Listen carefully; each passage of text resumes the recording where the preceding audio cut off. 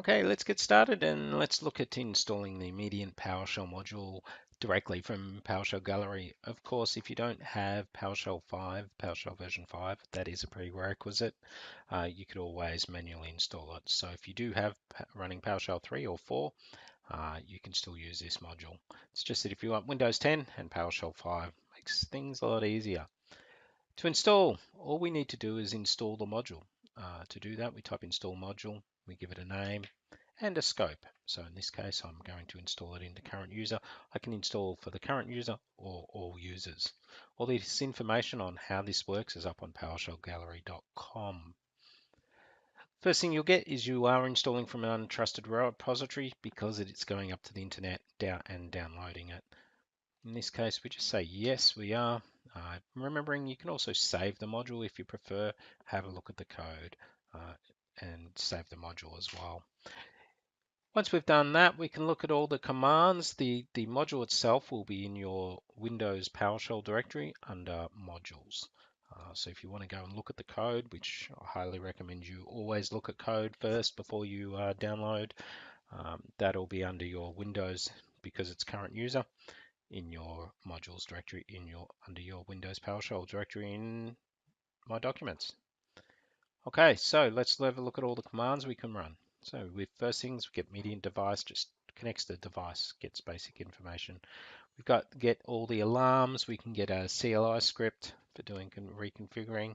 We can download the configs, backups.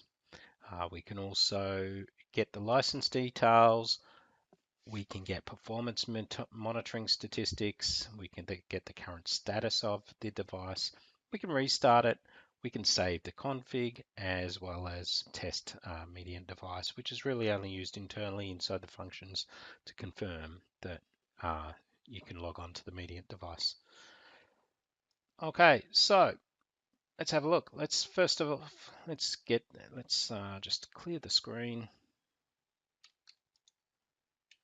make things easier, and let's type in get Mediant device. We put in our IP address and then whether you want to use HTTP or HTTPS. HTTP is fine for lab environments. HTTPS is of course for production, better security, all credentials, etc. would be encrypted. So we're going to be prompted. We put in our credentials. So you'll notice it does prompt you to connect into, and there we go. So you can see there's our we've connected in, and we can pull out things like the serial number, the MAC address, and a couple other bits of information. Look, we're not going to go for every command you can run today, but often what I find is I'm always wanting to log in, log out all the time, so I don't want to be storing that. I want to store that password. To do that, what we do is we create a variable called Mediant device. That could be anything. If you've got multiple Mediants, it could be multiple devices. I'm going to say get Mediant device. Once again, exactly the same. This time, I'm going to, I'll still put the password in. Okay, so now if we look at Mediant device, we've now just got a simple, we've got a variable that stores the name of the Mediant that we're targeting, a credential, and what protocol we're using. So then why do we do that? Well, just if we're doing multiple things, we can, for example, if you want to back up a file, nice and easy, we can just quickly back up the file. So get Mediant device, you'll see using that variable. This time I'm using Mediant device with the variable. There you go. And if we do a dir for config, you will see, whoops, config you'll see that it's written a config file. That config file is the config file that you would normally log onto the web and download.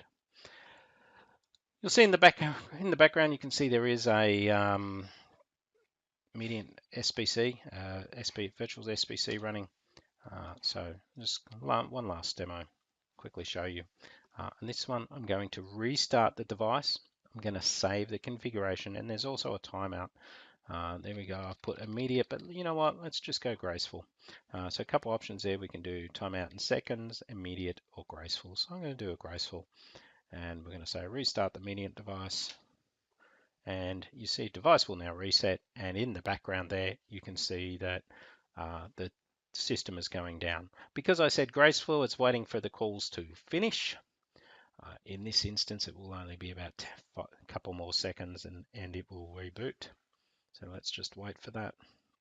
In the meantime, remember, you can download this from PowerShell Gallery, but go to, if you want to look at the website, shanehoey.com/mediant, and we'll redirect you to the GitHub site.